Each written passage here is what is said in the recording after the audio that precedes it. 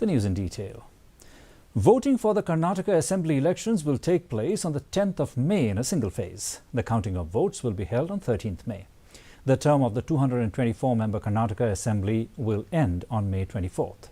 Addressing a press conference in New Delhi, Chief Election Commissioner Rajiv Kumar said the Commission is committed to holding free and fair elections in Karnataka and preparations are almost completed. He said the Commission this time laid a special focus on young voters, women, transgenders and vulnerable tribal groups. The Commission today also announced dates for holding by-election to Soyang Assembly constituency of Meghalaya. The polling date is scheduled on the 10th of May 2023 and the counting dates will be held on the 13th of May 2023.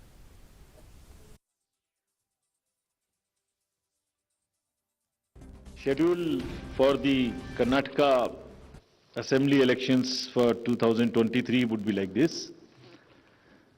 The Gazette notification would be issued on 13th of April. Last date of making nominations would be 20th of April. Date of scrutiny would be 21st April 2023. After that, the withdrawal of the candidature can be up to 24th of April.